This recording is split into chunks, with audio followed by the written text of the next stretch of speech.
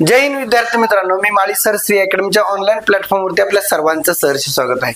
विद्यार्थी मित्रांनो, बऱ्याच विद्यार्थ्यांचे फोन येत होते आणि फोन यासाठी येत होते की विद्यार्थी मित्रांना नेमकं कुठल्या पद्धतीची बुक लिस्ट द्यायला पाहिजे आणि बुक लिस्ट कुठली, कशा पद्धतीने, का हा प्रश्न का पडतो. कारण बरेच महाराष्ट्रामध्ये बघितले तर पब्लिकेशन मध्ये बरेच पुस्तक आहेत, परंतु परीक्षा आपली जी आहे ना, म्हणजे कुठली परीक्षा आहे, शिक्षक अभियोग्यता बुद्धिमत्ता चाचणी टेट बुक लिस्ट, म्हणजे टेट 3 साठी जी बुक लिस्ट आहे.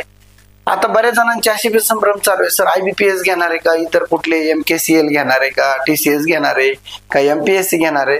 तर विद्यार्थी मित्रांनो, 2026 जानेवारी एंड पर्यंत TCS आणि IBPS चा डायरेक्ट करार आहे आणि तो करार पूर्ण होईपर्यंत एक परीक्षा IBPS माध्यमातून होईल असं माझं वैयक्तिक मत आहे आणि ती होणारच आहे. आता मुद्दा राहिला दुसरा की IBPS काय करतं की जी परीक्षा आहे त्याची प्रश्नपत्रिका किंवा त्याचे प्रश्न ऑनलाईन शिफ्ट वाईज पेपर असल्यामुळे त्याचे पेपर IBPS बाहेर देत नाही. ही सगळ्यात महत्वाची गोष्ट आहे या घटकाची. आणि म्हणून विद्यार्थ्यांना अभ्यास कसा करायचा हे कळण्यासाठी जसं PYQ म्हणजे प्रिव्हियस इयर क्वेश्चन पेपर असतात, ते प्रिव्हियस इयर क्वेश्चन पेपर आपल्याला बघायला भेटत नाही. त्याला असं म्हटलं जातं की memory based question. Memory based question म्हणजे काय, आपण गेल्यानंतर आपल्या जेवढ्या मेमरीमध्ये क्वेश्चन राहतात ते सांगू शकतो आपण की सेटिंग अरेंजमेंट, पझल किंवा अदर समजा जे प्रश्न आले ज्या त्या विषयावरती, त्या पद्धतीचं सगळं त्याच्यामध्ये असतं. आणि म्हणून जरा थोडासा बारकाईने अभ्यास करून आपल्याला एक बुक लिस्ट द्यायची आहे आणि बुक लिस्ट जर स्पष्ट वक्तेपणाने कोणीच देत नाही, हे वाचा ते वाचा, हे करा ते करा.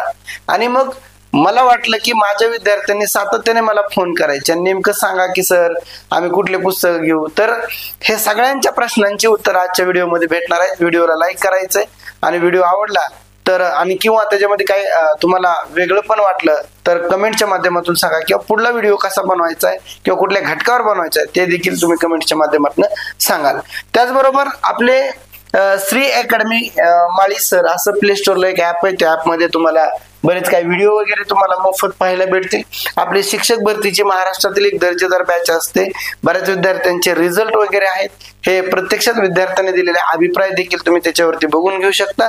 तर व्हिडिओला आपण सुरुवात करतो विद्यार्थी मित्रांनो.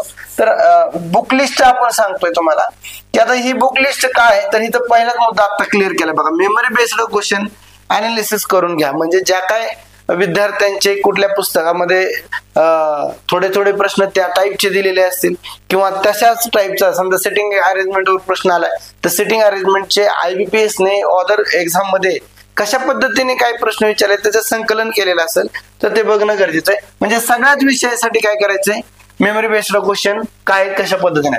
जनरली आपण काय सांगतो इथं की आता मराठी व्याकरण म्हणलं की काय, तर व्याकरणावरती थोडासा भर कमी आहे IBPS चा, व्होकॅब्युलरीवर जास्ती भर असतो. परंतु जनरली ही पुस्तकं बाळासाहेब शिंदे आणि मोरावळंबे असं दिलेलं आहे.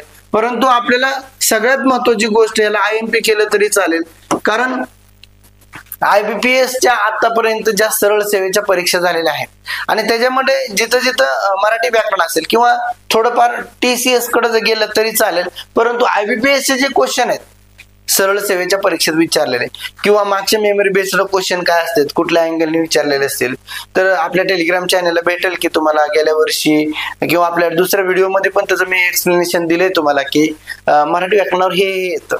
आणि आजच्या शिफ्टला काय आलं, कालच्या शिफ्टला काय आलं होतं, आणि हे सगळे टप्पे आहेत ना, त्याच्यावरून कळेल की समजा प्रयोगावरती 1-2 प्रश्न कंपल्सरी सगळ्या शिफ्टला विचारलेत, व्होकॅब्युलरीवरती भर दिलाय किंवा वर्णमालेवर कुठं प्रश्न विचारलाय, असे 2-4 चॅप्टर त्यांचे जे आहेत ते त्यांच्या त्या चॅप्टरवरती जास्त विचारलेलं आहे. म्हणून मराठीला बाळासाहेब शिंदे आणि मोरावळंबे घेतलं व्होकॅब्युलरी प्लस व्याकरण. आणि एवढी पण गोष्ट तुम्हाला अशी सांगावीशी वाटते की गेल्या वेळेस त्यांनी पॅटर्न पाळला नव्हता. आपण अभ्यास केला, चांगल्या प्रामाणिकपणे अभ्यास केला आणि पॅटर्न पाळला नाही. विषयांची संख्या त्यांनी काय केलेली, कमी अधिक केलेली होती. 2022चा जो पेपर होता तो फेब्रुवारी 2023 मध्ये झालेला होता आणि त्या पेपरमध्ये असं झालेलं होतं. आणि म्हणून मग आपल्याला तर बेसिक टू ऍडव्हान्स अभ्यास करावा लागेल. याबरोबर तुम्ही बाळासाहेब शिंदेचं, मोरावळंबे सरांचं जे आहे त्याच पद्धतीने 8वी स्कॉलरशिप, 5वी स्कॉलरशिप, म्हणजे कारण तुम्ही शिक्षक होणार आहेत, आदर्श शिक्षक होणार आहेत आणि त्या शिक्षक होण्या मागे जर त्यांनी दूरदृष्टिकोन पाहिलाच आता येणाऱ्या परीक्षेमध्ये पॅटर्न सांभाळू द्या त्यांनी, आयबीपीएसचा असू द्या, परंतु जर त्यांना वाटलं की गेल्या वेळेस आपल्याकडून जरा थोडं असं झालं किंवा त्यांच्या कानावर काही गेलेलं असेल तर त्या पद्धतीने मग त्यांनी हे 8वी स्कॉलरशिप 5वी स्कॉलरशिप हे शिक्षकांच्या म्हणजे विषय त्यांना तिथं अध्यापन करायचंय आणि त्या अनुषंगाने इंग्लिश MJ शेख सर आहेत आपले, रेन अँड मार्टिन, पायलँड सूर्य असे एकदम हेवी पुस्तक आहेत, परंतु त्यातली व्होकॅब्युलरी घ्यायची कारण थोडस जास्त डीपली दिलेलं नसते. आणि सगळ्यात त्याला अजून एक महत्वाचा मुद्दा हा सांगू शकतो इथं मी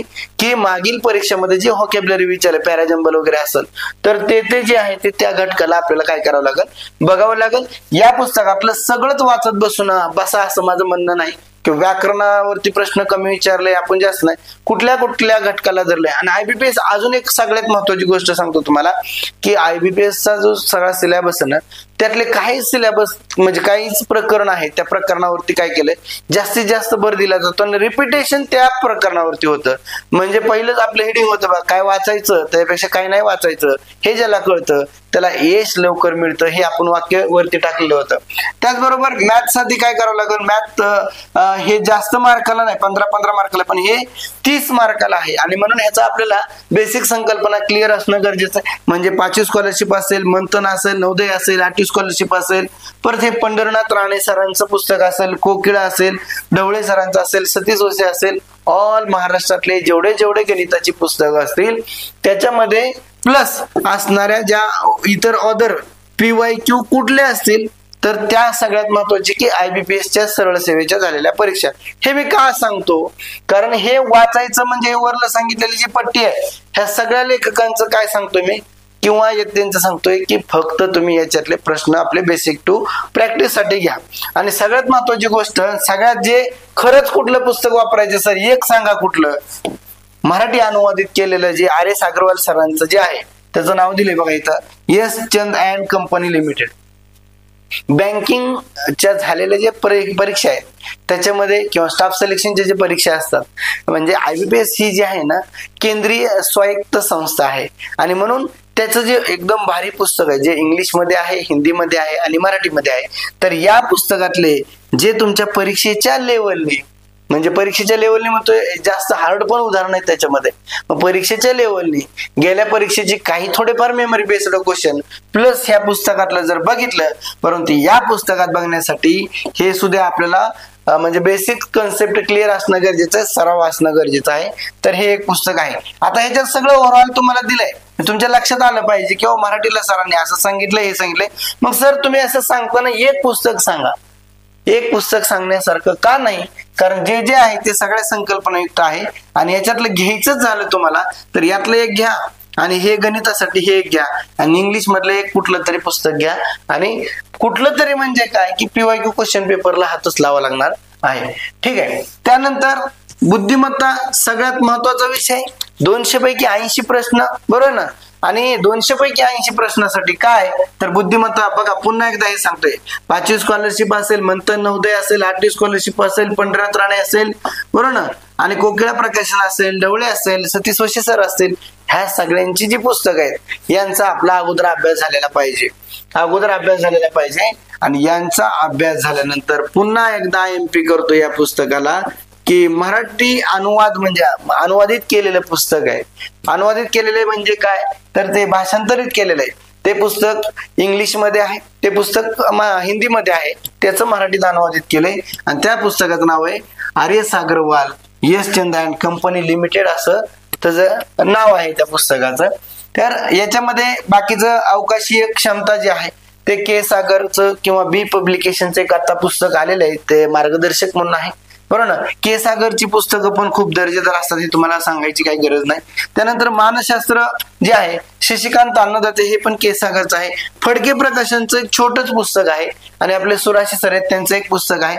ओव्हरऑल आणखी 1-2 पुस्तकं आहेत परंतु यातलं तुम्ही एक किंवा हे 2 पुस्तकं घेतले तर तुमचं भागेल कारण हे स्टँडर्ड पब्लिकेशनची पुस्तकं घ्यायला लागतील याच्यामध्ये. का कारण टेट मध्ये प्रश्न जे आहेत ना ते उपयोजनात्मक प्रश्न आहेत, तुमचा कॉमन सेन्सचा भाग आपले म्हणजे किती मॅच्युरिटीने प्रश्न विचारलाय एखाद्या घटकामध्ये तुम्हाला त्याच्यामध्ये हे दिलेलं नसणार आहे म्हणजे ठळक आता म्हणजे डॅश डॅश डॅशचं उत्तर काय आहे असं डायरेक्ट नाही, तुम्हाला विचार करावा लागणार आहे. म्हणजे अध्यापन करतोय आपण, विद्यार्थ्यांची मानसिकता, विद्यार्थ्यांना कशा पद्धतीने काय, याच्यावरती प्रश्न, विद्यार्थी आणि शिक्षक यांच्यामध्ये असणारा जो संबंध आहे त्या संबंधावरती मार्गदर्शकाने त्या विद्यार्थ्यांशी कशा पद्धतीने वागलं पाहिजे अशा पद्धतीचे काही प्रश्न तुम्हाला इथे विचारणार.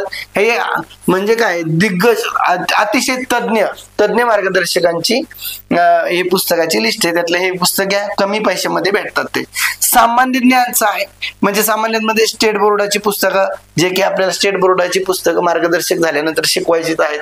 त्यानंतर तात्यांचा जो ठोकळा आहे, तात्यांचा ठोकळा म्हणजे एकनाथ पाटलांचा जो ठोकळा आहे, याच्यामध्ये पुरं जीएसचं सगळं दिलेलं असतं. एवढं डिटेल्स मध्ये वाचायचं नाही, कारण परीक्षा IBPS घेणार आहे. परंतु आपला अभ्यास असला तर इतर परीक्षेला सुद्धा त्याचा फायदा होणार आहे. म्हणून पहिलं एक प्राधान्य स्टेट बोर्डाला द्या, दुसरं याला द्यावं असं वाटतं. आणि याला द्यायच्या अगोदर म्हणा, याला या दोघांना अगोदर द्यायच्या अगोदर जस्ट रीड करून घ्या मागील PYQ क्वेश्चन IBPS चे. आता तुम्ही काय म्हणताल सर, मेमरी बेस्ड क्वेश्चन म्हणतात, मागच्या IBPS चे प्रश्न पण नाही म्हणतात, आणि मग प्रश्न तर कसं काही तर म्हणतात. अरे बाबा, बाकीच्या काही परीक्षा झालेल्या आहेत, सरळ सेवेच्या परीक्षा IBPS ने घेतलेल्या आहेत, त्यांच्याबरोबर आता TCS IBPS चा करार आहे. जसं तलाठी आणि ग्रामसेवक TCS ने घेतली, तसं बाकीचे आरोग्याच्या ह्याच्यात त्याच्या काही ज्या परीक्षा घेतल्या आहेत त्या बाकीचे जे IBPS ने घेतलेले ते मागचे काय क्वेश्चन आहेत, बरोबर ना. तो पॅटर्न कसा आहे तो समजून घेण्यासाठी हे बाकीचे क्वेश्चन आपल्याला बघून घेणे, याच्यावरनं कळेल की या घटकातलं काय वाचायचं. ठीक आहे, कळत असेल मी काय बोलतोय. तर अशा पद्धतीने सगळ्या गोष्टी आहेत. चालू घडामोडी आहे, देवा जाधव सर आमचे मित्र आहेत, त्यांचं चांगल्या पद्धतीचं म्हणजे पुस्तक आहे. सिम्प्लिफाईड आहे. परिक्रमा हे जरा थोडस मासिक आहे, महिन्याला तर जे कंबाईनची पोरं तयारी करतात.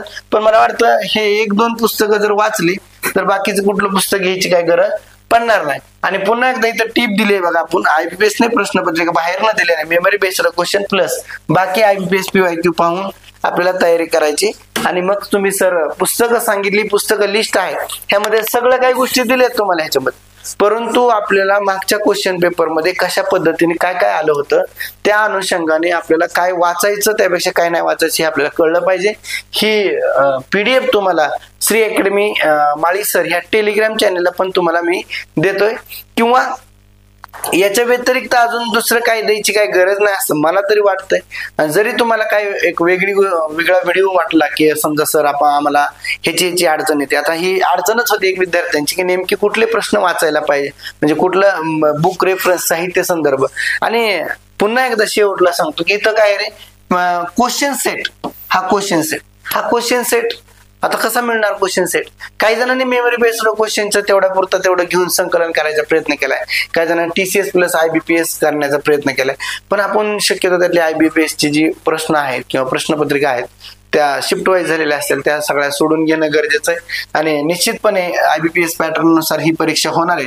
वरून दिलेला जो सिलेबस आणि सगळ्या गोष्टी आणि पॅटर्न समजून घेणं गरजेचं आहे. लवकरच आपण पुढचा एक व्हिडिओ तुमच्यासाठी घेऊन येतोय, त्याच्यामध्ये ओव्हरऑल जे टेट 3 साठी जे विद्यार्थी आहेत त्याचा अभ्यासक्रम आणि कोण टेट देऊ शकतं, बरोबर ना, आणि परीक्षेचं स्वरूप काय आहे, आणि त्याचबरोबर विद्यार्थ्यांनी नेमकं काय करायला पाहिजे, अशा पद्धतीने एक व्हिडिओ तुमच्यासाठी घेऊन येतोय.